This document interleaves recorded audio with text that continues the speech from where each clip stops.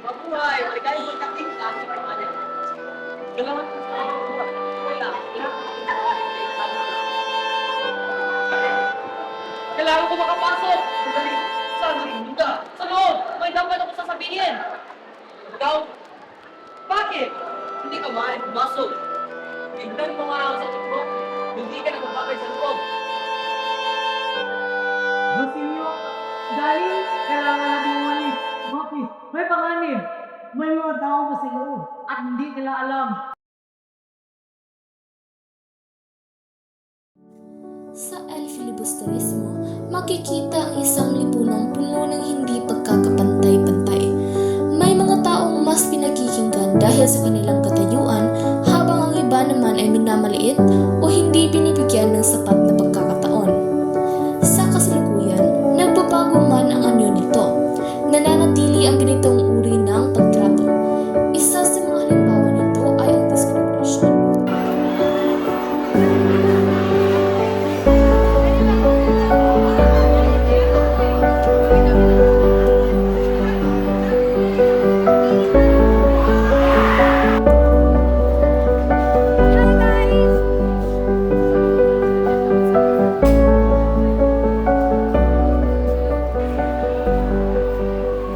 Pwede ka makasali. Ay, bakit hindi mo naman trip yung pinag-uusapan namin? Tama.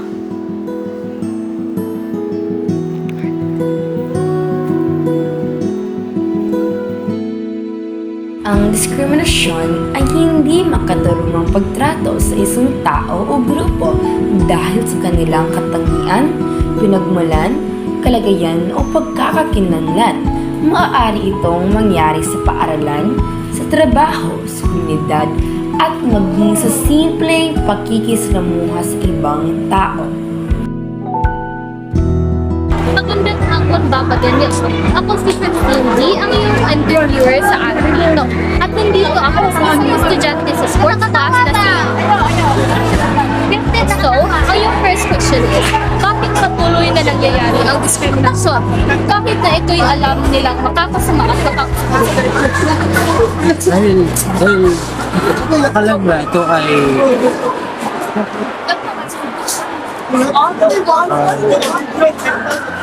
una kawalan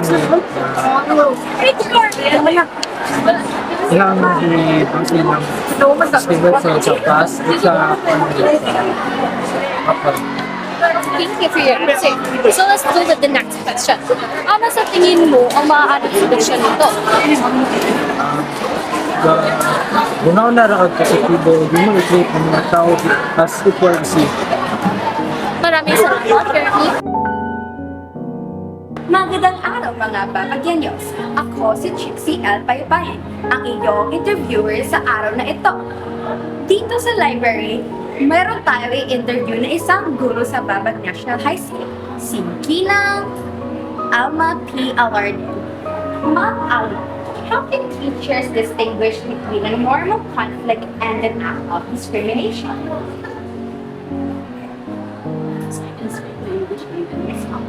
So you can easily distinguish between normal conflict or like yaga-yaga lang and an act of discrimination by simply checking for the people you know. If these people are friends, then quite probably it's just a joke. But then if they're not that really close, most probably it's like bullying or discrimination. That's number one. Number two, you can also check the intonation, the facial expression, no? Kana mag-sna. Yun ay isa sa mga clue, no? That it's an act of discrimination. What else? The volume of how it is being said. Pag mataas at hindi sweet, so might probably it's a discrimination. But if it is like someone like spoken in a sweet manner or like in a friendly tone, maybe nagjo-joke lang. At ngayon, andito tayo sa ikalawang question. Ma'am Alarde, What role do parents and families play in teaching young people to respect?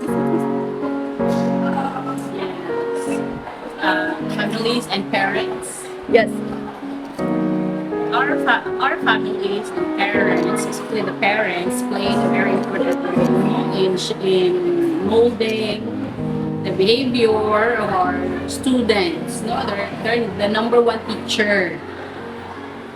So if the students, their child, are not being taught properly at home, most probably they will act differently. They will act in an awful manner. Maging hindi kaaya-aya ang mga attitude ng mga bata. Kasi ang magulang ay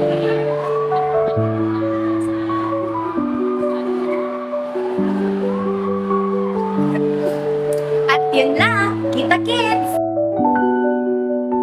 Maaari ba magbigay ng payo kung paano mapigilan ang diskriminasyon? Wala kong naitapon niyo. Ito, Icho. Integrate na ano bang may papayaw ko lalo-lalo na sa mga kabataan tungkol sa diskriminasyon. Di ba nga ikaw no, sa kasabihan ni Jose Rizal, Dr. Jose Rizal, na ang kabataan siya pag-asa ng bayan. Di ba? Kung ano magiging pag-asa ng bayan yung kabataan kapag siya mismo ang siyaggat no, ng mga bagay na nagdudulot ng kasamaan or karahasan. O, isa na dito ay yung diskriminasyon. So ano yung aking maipapayo, lalo-lalo na sa mga kabataan katulad ninyo? Unang-una ay dapat maging marunong tayo makiramdam. Dapat marunong tayo makiramdam no, sa bawat nararamdaman ng bawat tao. Dahil nga lahat tayo ay may iba't ibang mga dinadala no, sa buhay, yung ating mga tinatago na sakit, mga struggles, pain, yung mga bagay na hindi nakikita no, ng mata no, ng ibang tao, ngunit tayo lamang ang nakaramdam nito. So kailangan, pinakauna sa lahat is kailangan marunong tayo makiramdam at iwasan natin yung mga bagay na nakakasakit tayo, no? Lalo-lalo na yung pagdi-discriminate no, ng isang tao. Dahil isa ito sa pinaka-rason kung bakit yung tao ay nagkakaroon ng walang kumpiyansa sa kanyang sarili. Ano ba? Kung bakit nagiging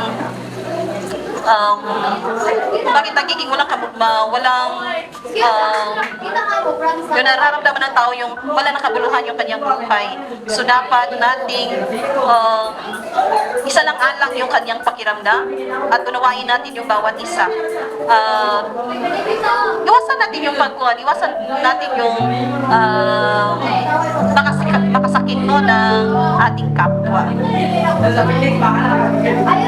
I think yun lang ang aking may papayo no, lalo-lalo na sa mga kabataan ngayon dahil marami tayong nararanasan katulad ng katulad ng diskriminasyon, no, isa sa mga pangunahing nakaka-apekto ng nawawalan yung ating kumpiyansa ba? Yung diskriminasyon. So dapat alamin natin at kailangan no, ipalaganap natin yung pagmamahalan at yung pagiging mabuting tao natin sa ating kapwa. Yan lang.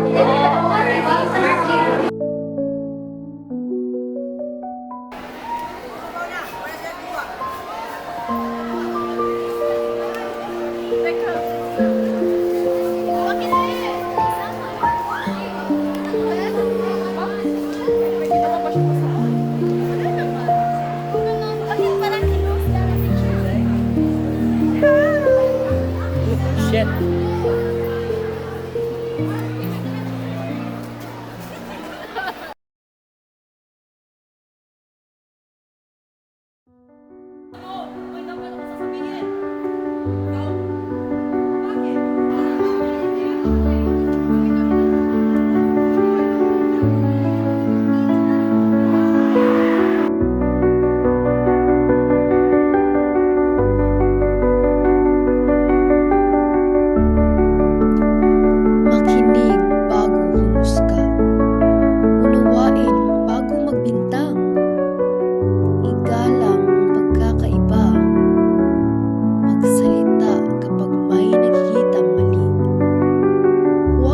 biro ang sakit ng iba.